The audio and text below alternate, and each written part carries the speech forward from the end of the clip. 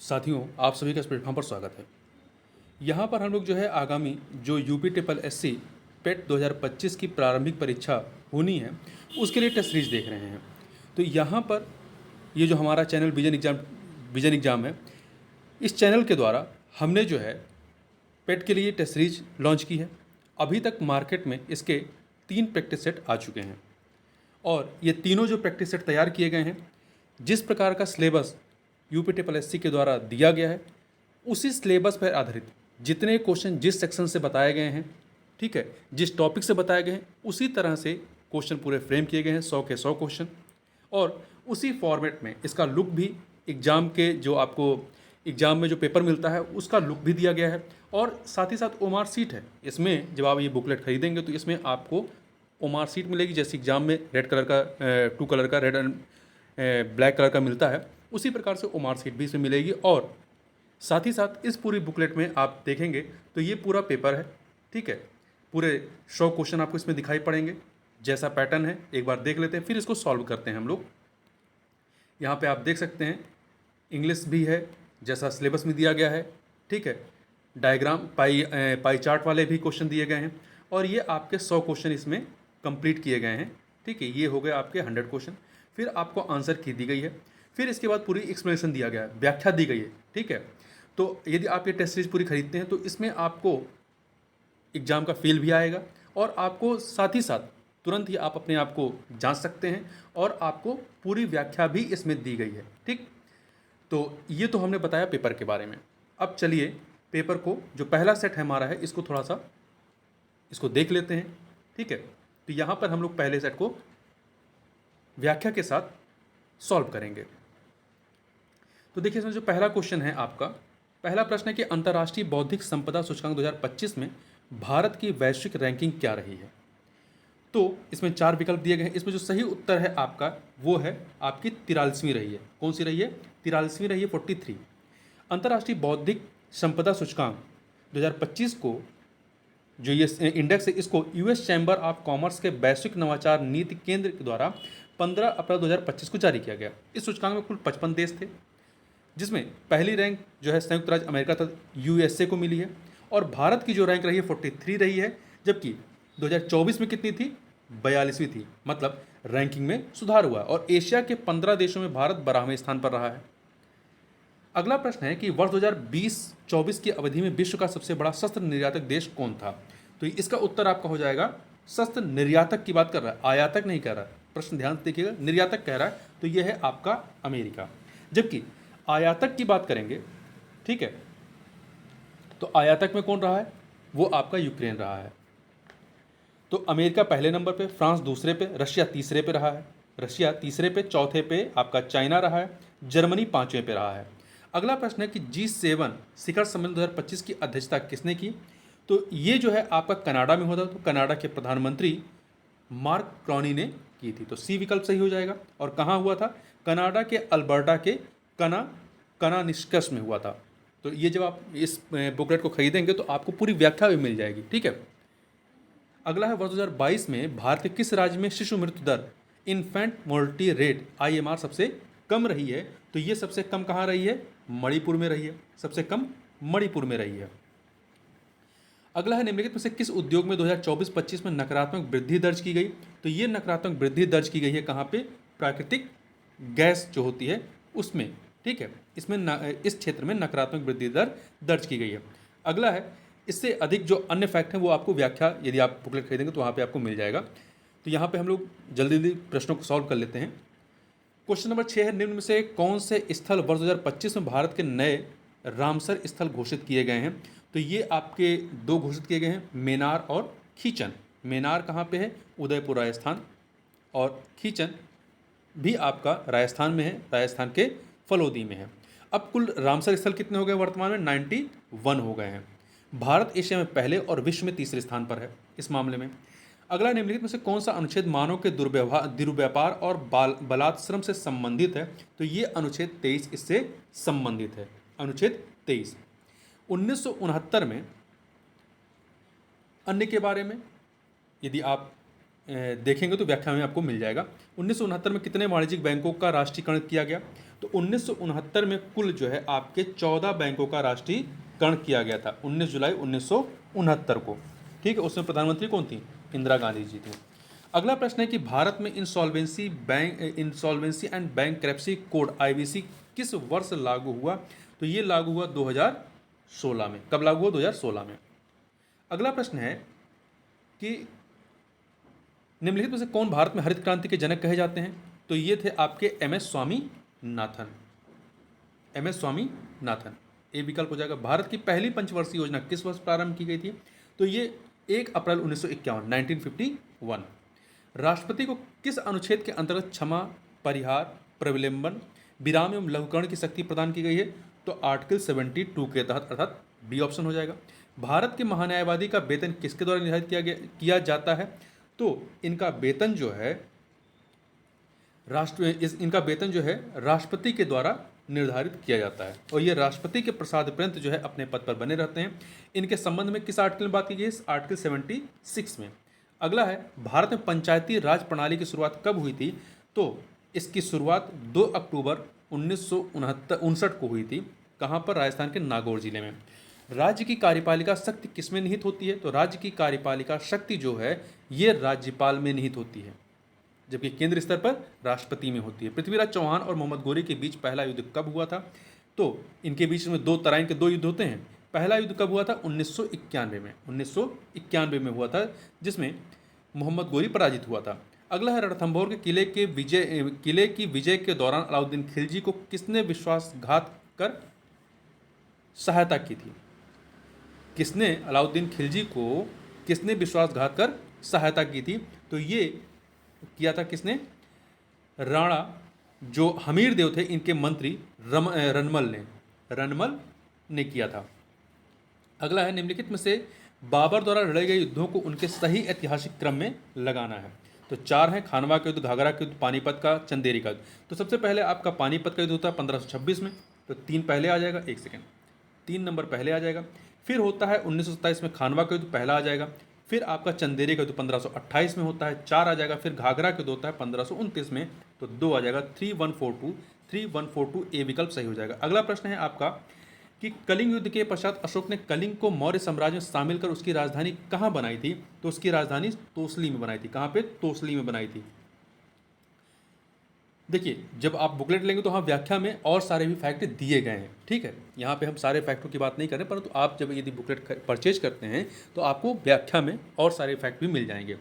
21 number question है आपका कि निम्नलिखित में से कौन सा सिंधु सभ्यता का स्थल वर्तमान में हरियाणा राज्य में स्थित है? तो ये है आपका राखीगढ़ी है। राखीगढ़ी कहाँ पे है? राजस्थान में है। मोहनजोदाड़ो पाकिस्तान के सिंध प्रांत में है। लोथल गुजरात में है। ठीक है, राखीगढ़ी आपका हरियाणा में है और कालीबंगा राजस्थान में। अब यहाँ पर हिंदी का पैराग्राफ दिया गया है, इस पैराग्राफ पे आधारित हमें प्रश्न करने हैं। ठीक है, तो प्रश्न संख्या 22 से 26 के लिए निर्देश क्या है कि निम्नलिखित अवतरण को ध्यानपूर्वक पढ़िए तथा 22 से 26 तक के उत्तर गद्यांश में वर्णित तथ्यों के आधार पर दीजिए। तो यहाँ पर ये आपका पैराग्राफ देख लेते हैं। भारतवर्ष पर प्रकृति की विशेष कृपा रही है। यहाँ सभी ऋतुएं अपने समय पर आती हैं और पर्याप्त काल तक ठहरती हैं। ऋतुएं अपने अनुकूल फल फूलों का सृजन करती हैं। धूप और वर्षा के समान अधिकार के कारण यह धरती शस्य श्यामला हो जाती है। यहाँ का नागाधिराज, ये एक साथ होना चाहिए, नागाधिराज हिमालय कवियों को सदा से प्रेरणा देता आ रहा है और यहाँ की नदियाँ मोक्षदायिनी समझी जाती रही हैं। यहाँ कृत्रिम धूप और रोशनी की आवश्यकता नहीं पड़ती। भारतीय मनीषी जंगल में रहना पसंद करते थे। प्रकृति प्रेम के कारण ही यहाँ के लोग पत्तों में खाना पसंद करते हैं। आज भी कई जगह देखें तो केले के पत्तों में खाया जाता है। वृक्षों में पानी देना एक धार्मिक कार्य समझते हैं। सूर्य और चंद्र दर्शन नित्य और नैमित्तिक कार्यों में शुभ माना जाता है। यहाँ पशु पक्षी लता गुल्म और वृक्ष तपोवनों के जीवन का एक अंग बन गए थे। अब प्रश्न देखें, भारतीय मनीषी जंगल में रहना क्यों पसंद करते थे? तो चारों विकल्प में आप देखेंगे तो इसलिए कि वे प्रकृति प्रेमी थे। गुल्म का क्या तात्पर्य होता है? तो गुल्म का तात्पर्य झाड़ होता है। उपर्युक्त गद्यांश निम्नलिखित में से किससे संबंधित है? तो उपर्युक्त गद्यांश जो है वो प्रकृति प्रेम से संबंधित है। इस गद्यांश में शस्य श्यामला से क्या तात्पर्य है? शस्य श्यामला से तात्पर्य क्या है? हरी भरी फसलों वाली। अवतरण के अनुसार भारतवर्ष में कृत्रिम धूप और रोशनी की आवश्यकता क्यों नहीं पड़ती थी? क्योंकि यहाँ सूर्य और चंद्र का दर्शन नित्य होता है। ठीक है, अगला प्रश्न है कि 1939 में त्रिपुरी अधिवेशन के बाद कांग्रेस अध्यक्ष पद से किसने इस्तीफा दे दिया था? तो ये इस्तीफा दिया था सुभाष चंद्र बोस जी ने। ठीक है, इसके बाद राजेंद्र प्रसाद ने पदभार ग्रहण किया था।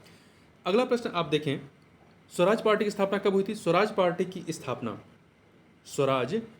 की स्थापना कब हुई थी? तो 1922 में। बी विकल्प से हो जाएगा। अगला है सविनय अवज्ञा आंदोलन की शुरुआत कब हुई थी? सविनय अवज्ञा आंदोलन की शुरुआत आप देखेंगे तो ये 1930 में होती है। 12 मार्च 1930 को दांडी यात्रा से हुई थी, जो 6 अप्रैल 1930 को समुद्र तट पर नमक बनाकर समाप्त हुई। जो यात्रा थी वो समाप्त हुई थी। निम्नलिखित में से संबंधित शब्द युग्म चुनिए। तपेदिक, फेफड़े, टाइफाइड। जिस प्रकार से तपेदिक फेफड़े से संबंधित है, उसी प्रकार से टाइफाइड जो है वो आंत से संबंधित है। यहाँ पे रीजनिंग का क्वेश्चन है, किसी निश्चित कूट में प्रोडक्शन को इस प्रकार से लिखा जाता है, तो इसी कूट में ऑपरेशन को किस प्रकार से लिखा जाएगा? तो इसमें देखिए जो प्रोडक्शन है पी में एक जोड़ेंगे तो आपका क्यू आ जाएगा, और आर में एक घटाएंगे तो क्यू आ जाएगा। तो पहले एक प्लस होगा, फिर एक माइनस होगा। इसी प्रकार से इसमें भी एक प्लस एक माइनस करते हुए निकाल लेंगे। रीता की ओर इशारा करते हुए निखिल ने कहा, मैं उनकी माँ के पुत्र का इकलौता पुत्र हूँ। रीता निखिल से किस प्रकार संबंधित है? तो ये किस प्रकार से, रीता जो है निखिल की बुआ हैं। ठीक है, यहाँ डी विकल्प हो जाएगा। यदि किसी वर्ष में 22 अगस्त को गुरुवार है तो उसी महीने में सोमवार की संख्या क्या होगी? तो आप इसको सॉल्व करेंगे तो कुल सोमवार आपके 5 आ जाएंगे। बी विकल्प हो जाएगा। उस शब्द का चयन कीजिए जो समूह के बाकी शब्दों से मेल नहीं खाता है। पनीर, तेल, मक्खन, दही। तो पनीर, मक्खन, दही ये सभी आपके दूध से निकलते हैं, परंतु तेल क्या है, अलग हो गया। तो यहाँ पे ये अलग हो गया। व्यक्तिगत सत्याग्रह के पहले सत्याग्रही के रूप में किसे चुना गया था? तो ये चुना गया था विनोबा भावे जी को। अगला प्रश्न है आपका, भारत छोड़ो आंदोलन के दौरान पश्चिम बंगाल के तमलुक में स्थापित समानांतर सरकार तमलुक राष्ट्रीय सरकार का नेतृत्व किसने किया था? तो सतीश चंद्र सामंत ने किया था। देखिए, अन्य फैक्टरों को व्याख्या में दिया गया, हम यहाँ पे पूरी व्याख्या की चर्चा नहीं कर रहे हैं। निम्नलिखित में से कौन सा देश कर्क रेखा के मार्ग में स्थित है? मलेशिया, मिस्र, मैक्सिको, अर्जेंटीना। तो इसमें से आप देखें, कर्क रेखा पृथ्वी के उत्तरी गोलार्ध में स्थित एक महत्वपूर्ण अक्षांश रेखा जो कुल 17 देशों से गुजरती है, जिसमें आपका मैक्सिको भी आता है। अगला है, भारत का मानक समय किस देशांतर रेखा के आधार पर निर्धारित किया गया है?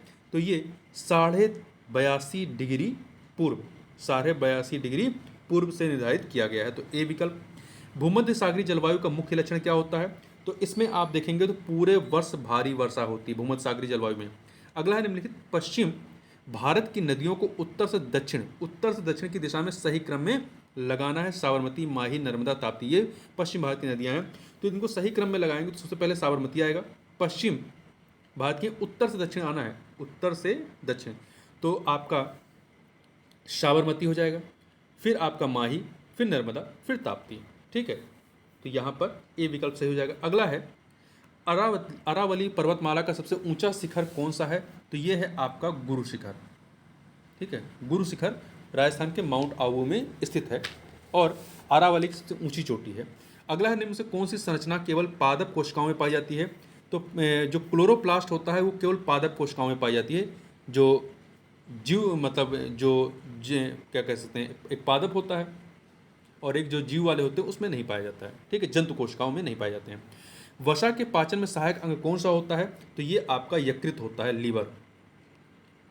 सिलिकॉन अर्धचालक में यदि फास्फोरस मिलाया जाए तो वह क्या बनता है? तो वह जो है एन प्रकार का अर्धचालक बनता है, एन प्रकार का अर्धचालक बनता है। अगला प्रश्न है आपका 45 नंबर कि ट्रांसफार्मर किस सिद्धांत पर कार्य करता है? तो जो ट्रांसफार्मर होता है वो विद्युत चुंबकीय प्रेरण के सिद्धांत पर कार्य करता है। फेरेडे के विद्युत चुंबकीय प्रेरण के नियम के आधार पर काम करता है। तो बी विकल्प। ब्रांज या कांसा, ब्रांज जिसे कांसा कहते हैं, किसका मिश्रण है? तो ये ब्रॉन्ज जो होता है ये आपका ब्रॉन्ज जो है तांबा और टिन की मिश्र धातु होता है।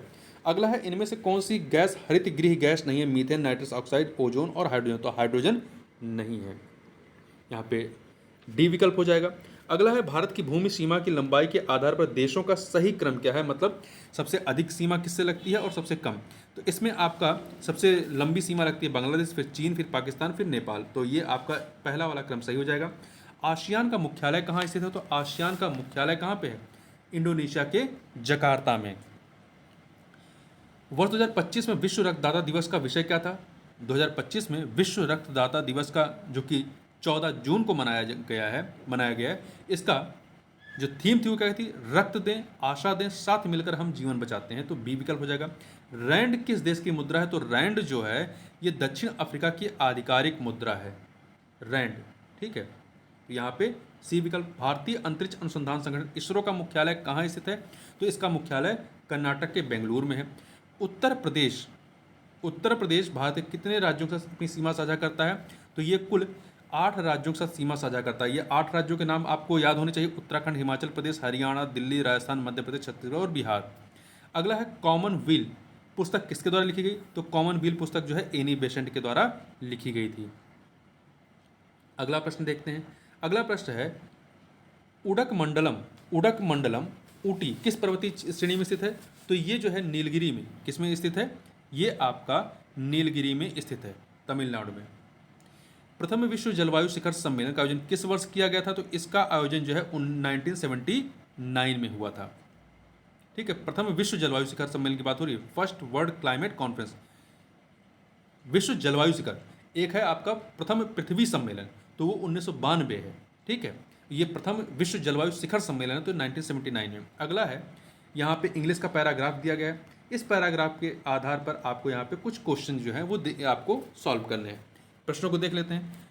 प्रश्न है पहला, to get maximum benefit of exercise one must, तो इसका जो उत्तर हो जाएगा आपका डी विकल्प, follow a guided exercise schedule. Workout in this passage means, तो वर्कआउट का क्या मतलब है, वर्कआउट का मतलब है a session of physical exercise, a session of physical exercise है। आप जब पैराग्राफ पढ़ेंगे तो वहाँ पे लाइन है, लेखक कहता है I felt fatigued rather than fresher after a workout. तो वर्कआउट का है a session of physical exercise. One feels fatigued because of over exercising, यहाँ पे ए विकल्प हो जाएगा। Choose the correctly spelled word, मतलब स्पेलिंग किसकी सही लिखी है, वर्तनी किसकी सही लिखी है, तो यहाँ पे 60 नंबर में आप ए वाला देखेंगे, इम्ब्रेस जो है EMBARRASS होता है। ठीक है, अगला प्रश्न है 61 नंबर क्वेश्चन देखते हैं। Which of the following word would you associated with the word gregarious, तो इसका करेक्टली इसका मतलब क्या है, तो इसका मतलब है आपका फाउंड ऑफ कंपनी होता है। मतलब जो ये शब्द उन व्यक्तियों के लिए प्रयोग होता है जो समाज प्रिय, मिलनसार और लोगों के साथ रहना पसंद करते हैं। ए लिटिल टिप्सी का मतलब होता है हल्का नशे में होना, असंबंधित होना, मतलब लोगों से एसोसिएट ना होना। इगोसेंट्रिक आत्मकेंद्रित, और मार्कडली र्यूड होता है अशिष्ट या अभद्र या असंबंधित। अगला है यहाँ पे मैथ का प्रश्न है, 3 बर्तनों में पानी और दूध का अनुपात क्रमशः 6:7, 5:9 और 8:7 है। ये तीनों बर्तनों के मिश्रण को मिला दिया जाए तो पानी और दूध का क्या अनुपात होगा, तो इसका उत्तर हम बता देते हैं। बाकी यदि आपको सॉल्व देखना है तो आपको बुकलेट खरीद करके उसकी व्याख्या देखनी पड़ेगी। तो यहाँ पर इसका उत्तर हो जाएगा आपका बी विकल्प हो जाएगा। ठीक है, बी विकल्प हो जाएगा। एक सेकेंड, अगला भी मैथ का प्रश्न है, तो इन मैथ के प्रश्नों को हम लोग छोड़ते हुए चलते हैं। यदि आप उत्तर देखना चाहें तो उत्तर बता सकता हूँ। 63 नंबर का डी होगा 6, 64 नंबर का आपका जो है ए विकल्प होगा। इसको देख लेते हैं, दर्भ का पर्यायवाची क्या होता है, दर्भ का पर्यायवाची आपका जो होता है 64 नंबर का जो है आपका ए है 47 क्वेश्चन आप यहाँ पे देख सकते हैं। और 65 नंबर दर्भ का पर्यायवाची कौन सा है, तो दर्भ का पर्यायवाची जो होता है अहंकार होता है, घमंड होता है, अभिमान होता है। अगला निम्नलिखित में किस शब्द में गुण संधि है, तो आप देखेंगे तो जो देवेंद्र है, देवेंद्र में गुण संधि है। ठीक है, देवधन इंद्र, मतलब आ प्लस ई जो है, आ प्लस ई ए बन जाता है, तो ये गुण संधि हो गया। ठीक है, हिमालय में दीर्घ संधि है, इत्यादि में यण संधि है, तल्लीन में जो है व्यंजन संधि है। अगला है कलेजे पर सांप लौटना मुहावरे का अर्थ क्या होता है, कलेजे पर सांप लौटना का अर्थ होता है ईर्ष्या से जल उठना। यथा रुचि में समास कौन सा है, यथा रुचि में आपका अव्ययी भाव समास है। कामायनी महाकाव्य के लेखक कौन है? तो कामायनी महाकाव्य, जो कामायनी है, ये छायावाद युग का प्रमुख काव्य जिसकी रचना जयशंकर प्रसाद ने की थी। तो सी विकल्प। Siddharth the boy who became the Buddha उपन्यास के लेखक कौन है जिन्हें साहित्य अकादमी युवा पुरस्कार 2025 मिला है?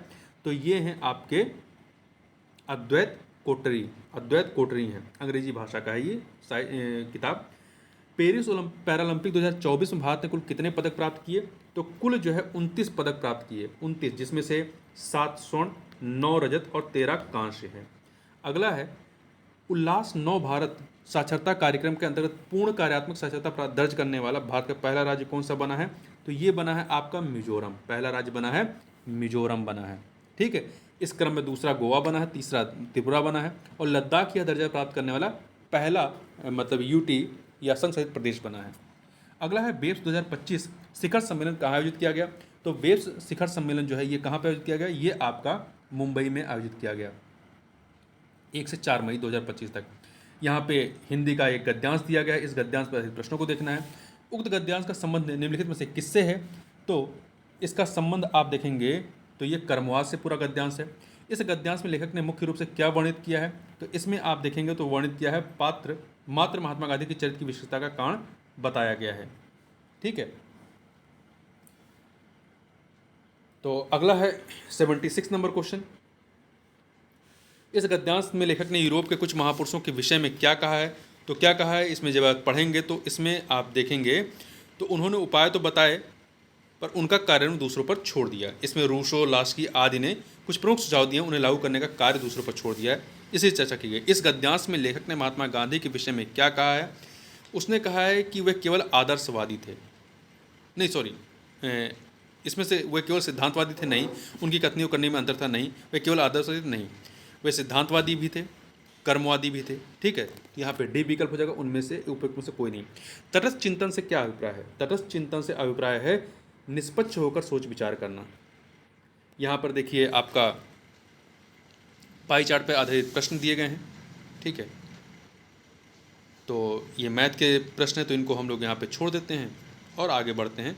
तो कुल मिला के अब यहाँ पर आगे जितने भी 100 तक हैं ये आपके मैथ रीजनिंग के प्रश्न दिए गए हैं। ठीक है, तो इस प्रकार से ये आपके इसमें 100 प्रश्न दिए गए हैं, ये 100 प्रश्न दिए गए हैं और इसकी पूरी व्याख्या दी गई है। तो इस प्रकार से इस वीडियो में बस इतना ही। मिलते हैं नेक्स्ट वीडियो में, तो इसके लिए बहुत बहुत धन्यवाद।